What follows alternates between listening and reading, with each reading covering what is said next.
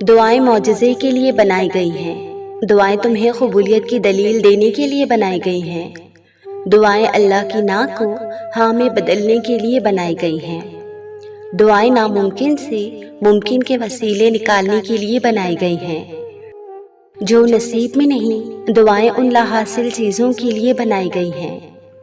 نصیب کا لکھا ہوا تو دعاؤں کے بغیر بھی مل جاتا ہے، اس لیے تب بھی مانگو جب ملنے کا کوئی بھی ذریعہ نظر نہ آئے۔ دعائیں اللہ نے ان سے نوازنے کے لیے بنائی ہیں، کیونکہ دعائیں اللہ نے اپنے لکھے ہوئے نصیب سے بھی معتبر بنائی ہیں۔ جب تم یوں روئے تھے، جب تم نے اللہ کو درد سنایا تھا، وہ کس انداز سے تم کو مضبوط کرتا ہے، یہ جب سمجھو گے تب الحمدللہ کہو گے۔ جب تمہارے آنسوؤں کے بدلے تمہارا اللہ تمہیں سکون دے گا، جب وہ کن کہہ کر معجزے کر دکھائے گا، تب تم الحمدللہ کہو گے۔ جب تم اللہ کے سامنے دعا کے لیے ہاتھ اٹھاتے ہو، وہ کتنے پیار سے تمہاری دعا سنتا ہے، یہ محسوس کرو گے تو الحمدللہ کہو گے۔ جب تم سوچتے ہو مجھے کوئی یاد نہیں کرتا، تو اللہ کی یہ بات کہ جو مجھے یاد کرتا ہے میں اسے دل سے یاد کرتا ہوں، سمجھ جاؤ گے تو الحمدللہ کہو گے۔ ابھی صبر مشکل لگ رہا ہے نا؟ جب اللہ کا صابرین کے لیے انعام اور ساتھ سمجھ جاؤ گے تو الحمدللہ کہو گے۔ وہ دعا جس کے لیے تہجد پڑھا کرتے ہو، وہ دعا جس کا سوچ کر بھی دل بے چین ہو جاتا ہے، جب اس کو پورا ہوتے دیکھو گے تب الحمدللہ کہو گے۔ اللہ جو تمہارا دل اب تک نہیں بدل رہا، ممکن ہے تمہارے صبر کو دیکھ کر تمہارے نصیب کو بدلنے کا فیصلہ کر چکا ہو۔ اسی لیے ہار مت مانو، کیونکہ تمہارا تہجد کا معجزہ ان قریب ہوگا۔ جو آنسو تم نے تہجد میں بہائے ہیں، ان کا اللہ کے پاس کوئی تو صلہ ہوگا۔ جن ہاتھوں کو تم نے دعا میں اٹھا رکھا ہے، ان ہاتھوں میں ایک دن وہ سب ہوگا جس کے لیے تم اللہ کے سامنے گڑگڑاتے ہو، اور اللہ سن لیتا ہے ان کہی دعائیں بھی۔ پھر کیسے نہ سنے گا وہ دعائیں جو تم نے رو کر مانگی ہیں۔ اللہ جہاں سے چاہے نصیب پلٹ دے، اس کی قدرت تمہاری سمجھ سے باہر ہے۔ کیا یہ معجزہ نہیں کہ رات کی تاریکی میں اللہ نے تمہیں تہجد کی لگن لگائی ہے؟ اللہ اپنی مدد خاص انہی لمحوں میں بھیجتا ہے جو تمہیں مایوس کیے ہوتے ہیں۔ اللہ تمہاری زبان کو مانگنے کی ہمت تب دیتا ہے جب وہ تمہاری دعاؤں پر راضی ہونا چاہتا ہے۔ اللہ جن سے پیار کرتا ہے انہی کو مشکلات کے راستے پہ ڈالتا ہے، تاکہ بعد میں انہی آنسوؤں اور اسے تڑپتے ہوئے دل کا سکون بن سکے۔ معجزے ہوں گے جب تم اپنی دعاؤں کے ساتھ ساتھ اللہ پر بھی یقین رکھو گے۔ جن دعاؤں کی ابتدا تہجد سے ہو جائے، ان دعاؤں کی تعبیر بڑی کمال کی ہوتی ہے۔ صبر کی انتہا تم نے کرنی ہے، معجزوں کی انتہا اللہ کرے گا۔ جن دعاؤں کو اللہ دل کے قریب رکھتا ہے، انہیں نصیب کا حصہ بننے سے کوئی نہیں روک سکتا۔ اللہ تمہارے دل میں کچھ نہیں ڈالتا سوائے اس کے جو وہ تمہیں دینے کے لیے تیار ہو۔ صبر کا دامن نہیں چھوڑنا، وقت بدلے گا، حالات بدلیں گے اور دعائیں قبول ہوں گی۔ تو کیا ہوا جو تم کہہ نہ سکے؟ تمہارا اللہ تو دھڑکنوں کی تڑپ بھی سنتا ہے۔ اللہ کے معجزے تمہاری ایک دعا کے فاصلے پر ہیں، اور جو صبر کرتے ہیں ان کے ساتھ اللہ کی مدد ہوتی ہے۔ ہو سکتا ہے اللہ نے تمہیں ہر طرف سے اکیلا کر کے خود سے دوستی کا موقع دیا ہو۔ بہترین سے نوازے بغیر وہ کبھی بھی اپنے بندے کے صبر کا احسان نہیں رکھتا۔ ہمیں نصیب نہیں بدلنا، ہمیں اپنے یقین کو ام الیقین کرنا ہے۔ ام الیقین، یقین سے بڑھ کر یقین، نفرت کے سب نشانیاں ملنے کے باوجود خدا کی محبت پر یقین، قہر کی سب علامتیں دکھائی دینے کے باوجود اللہ کے رحم پر یقین۔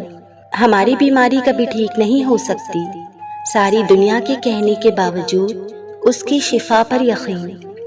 جو زمین پر نہیں ہوتا وہ آسمان پر ہوتا ہے، صرف رب کے حکم سے ہوتا ہے، اس شہادت پر یقین۔ اللہ بہت کم لوگوں کے دل میں دعا کا خیال لاتا ہے، ورنہ لوگ پریشان پھرتے ہیں، روتے ہیں۔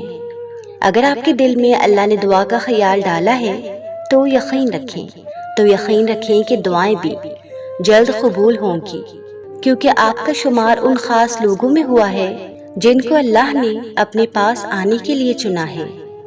کچھ دکھ بہت گہرے ہوتے ہیں، ان کی شدت اتنی زیادہ ہوتی ہے کہ خوشیاں ماند پڑنے لگتی ہیں۔ وہ دکھ اللہ کے سوا کسی کو بتائے بھی نہیں جا سکتے، اللہ کو بتانے سے ہی سکون ملتا ہے۔ وہی ہے جو تسلی دیتا ہے، وہی ہے جو کہتا ہے غم نہ کرو، میں تمہارے ساتھ ہوں۔ آپ جتنا اللہ کی مانتے جاتے ہیں، آپ کی زندگی میں اتنا ہی سکون آتا جاتا ہے، آپ کا دل اتنا ہی مطمئن ہوتا جاتا ہے۔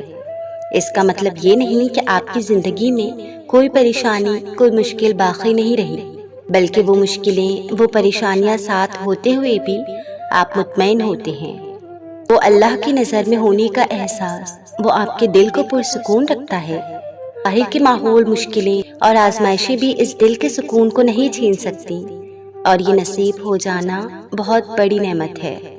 اور مومن کے پاس تو ایک ایسی نعمت ہے جو اسے کبھی مایوس نہیں ہونے دیتی، وہ ہے رب پر ایمان کی نعمت، کہ میرا اللہ ہے نا، وہ تو مردہ میں سے زندہ نکال سکتا ہے، وہ تو پتھر میں سے پانی نکال سکتا ہے، تو کیا وہ رب ان مشکل حالات سے خیر نہیں نکالے گا؟ اپنے اللہ کے قریب رہا کرو، اس سے جب دور ہونے لگو تو دعا مانگا کرو کہ یا اللہ کبھی خود سے دور مت کرنا مجھے۔ اللہ سے محبت اس لیے نہیں کی جاتی کہ ہمیں اس کی ضرورت ہے، ضرورت نہیں، حصہ ہے۔ اللہ زندگی کا حصہ ہے، اللہ زندگی کا مقصد ہے۔ آغاز بھی اللہ ہے اور اختتام بھی اللہ۔ جن کی صبح فجر سے ہوتی ہے یا شاید تہجد سے، اور اختتام عشاء پر، ان کے دلوں کو کسی ہار یا دکھ یا کسی تکلیف کا خوف نہیں رہتا۔ سہ لیتے ہیں، وہ برداشت کر جاتے ہیں، کیونکہ ان کا آسرا اور سہارا جو اللہ ہوتا ہے۔ صبر وقت گزرنے سے نہیں آتا، صبر رونے سے نہیں آتا۔ جتنا مرضی خوش رہنے کی کوشش کر لو، جتنا مرضی ہنسنے کی کوشش کر لو، اور خود کو تسلی دو کہ سب ٹھیک ہے، وہ تکلیف اس وقت کے لیے تو کم ہو جائے گی، مگر دل کے اندر ہی کہیں خاموش ہو جائے گی۔ صبر تو تب آتا ہے جب صبر دل سے کیا جاتا ہے، مجبوری سمجھ کر نہیں، فرض سمجھ کر۔ صبر تب آتا ہے جب تم دل کو یہ سمجھا لیتے ہو کہ اسی میں اللہ کی رضا ہے۔ تم صبر اللہ کے لیے کرو، اور اللہ تمہارے صبر سے تمہارے ہی غم دور کر دے گا انشاءاللہ۔ دن گزرتے ہوئے وقت کا اندازہ نہیں ہوتا، مگر درد گزرتے ہوئے لگتا ہے جیسے وقت گزر ہی نہیں رہا، کیونکہ صبر کرنا مشکل ہے، مگر صبر کرتے کرتے اللہ تعالیٰ صبر کرنا سکھا دیتے ہیں۔ صبر کرنے کا یہ مطلب نہیں کہ ہم رو نہیں سکتے، ہم اداس نہیں ہو سکتے، ہم پریشان نہیں ہو سکتے، نہیں۔ صبر خود ان دلوں میں گھر بنا لیتا ہے جہاں صبر کرنے کی چاہ ہوتی ہے، جہاں اللہ کو راضی کرنے کی خواہش ہوتی ہے۔ اور پھر آج کل کرتے ہوئے دن بھی گزر جاتے ہیں اور درد بھی۔ اللہ نے کبھی نہیں کہا کہ بار بار کیوں آ جاتے ہو، اور لوگ ہیں کہ کہنے سے بھی نہیں ڈرتے، چھوڑ دیتے ہیں، رول دیتے ہیں، اپنے لفظوں سے دلوں کو توڑ دیتے ہیں۔ جب کوئی دعا قبول ہونے میں وقت لیتی ہے تو تمہیں لگتا ہے کہ بس اب کہانی ختم ہو گئی، اور پھر انسان وہ دعا مانگنا ہی چھوڑ دیتا ہے، مگر شاید کہانی تو وہیں سے شروع ہوتی ہے، اللہ اور انسان کی کہانی۔ جب انسان بے بس و مجبور ہو کر اللہ سے اپنی دعاؤں کا نام نہیں لیتا، بلکہ اللہ سے اپنے بیمار دل کو ٹھیک کرنے کی دوا مانگتا ہے۔ جو جتنی کوشش کرتا ہے اللہ اسے اتنے سے نوازتا ہے، اور انسان سمجھتا ہے کہ یہی اس کا نصیب ہے۔ انسان کا کام کوشش کرنا ہے، اور کوشش کے بعد دعا کرنا، اس کے بعد سب خدا پہ چھوڑ دینا اور اللہ کے کاموں پر یقین رکھنا۔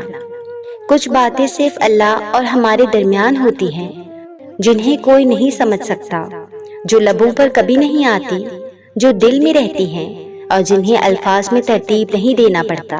زمین پر بیٹھے ہوئے ہم چپ چاپ بولتے ہیں اور عرش پر بیٹھا وہ خداوند کریم سنتا جاتا ہے۔ اللہ کے سامنے جتنا چاہے رو لیں وہ بیزار نہیں ہوتا۔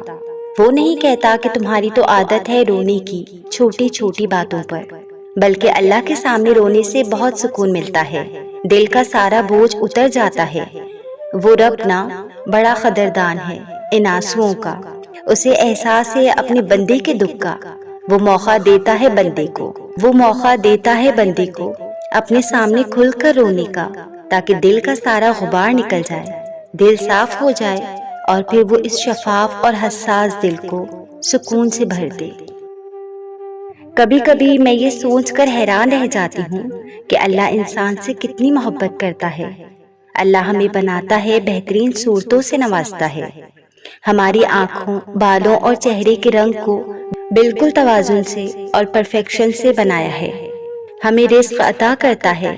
اللہ جو ہماری چلنے والی ایک ایک سانس کو کنٹرول کرتا ہے، ہمارے گناہوں کو ڈھانپ کر رکھتا ہے۔ اللہ چاہے تو ہمارے گناہوں کو ناراض ہو کر سب کے سامنے لے آئے، ہمیں دنیا میں سب کے سامنے بے عزت کر دے، مگر اللہ جو ہر چیز پر قدرت رکھتا ہے، مگر ہمارے گناہوں کو ڈھانپ کر رکھتا ہے۔ پتہ ہے کیوں؟ کیونکہ وہ 70 ماؤں سے زیادہ محبت کرتا ہے ہم سے۔ جو راستے اللہ تعالیٰ سے جڑتے ہیں وہ بہترین ہو جاتے ہیں۔ اللہ تعالیٰ کی طرف جانے والا ہر راستہ دل کو سکون بخشتا ہے۔ ایسا محسوس ہوتا ہے اکیلے ہونے کے باوجود بھی کہ کوئی ساتھ ہے۔ انسان کی تمنا نہیں ہے کیونکہ اللہ ساتھ ہے، تو تب بھی دل تشکر میں ڈوبتا چلا جاتا ہے۔ ہم مصلحت سمجھ کر شکوے کے انبار نہیں لگاتے۔ وہ رحمان ہے، اس سے جڑنے والے غنی ہوتے ہیں۔ جو اس سے جڑتا ہے وہ اسی کے دل میں ہمیشہ کے لیے بس جاتا ہے۔ زندگی کے چاروں اطراف میں محبت الہی ہوتی ہے اور ہم ہوتے ہیں، بس یہ الفاظ ہوتے ہیں، مبارک ہو تم نے اپنے رب کو پا لیا۔ آج ہم نے سب کچھ اس دنیا کو ہی سمجھ لیا ہے اور اس دنیا کو جنت بنانے کے پیچھے لگے ہوئے ہیں۔ ہر کوئی چاہتا ہے کہ یہاں میری ہر خواہش پوری ہو، جبکہ ایسا ممکن ہی نہیں، کیونکہ بنانے والے نے ہی اس دنیا کو دھوکے کا گھر کہا ہے۔ پھر کیوں آج ہم اس دھوکے کے چکر میں آ کر اللہ کے حکموں کو توڑ رہے ہیں؟ اپنی زندگی کو اللہ کے حکم کے مطابق گزارنا سیکھو، تاکہ اس دنیا میں بھی اور مرنے کے بعد والی ملنے والی زندگی بھی سکون سے گزار سکیں۔ یقین مانو، نافرمانی والی زندگی میں کوئی سکون نہیں۔ اپنے آپ کو اللہ کے حکموں کا پابند بنا لو، تاکہ دونوں جہان میں فلاح پا لو۔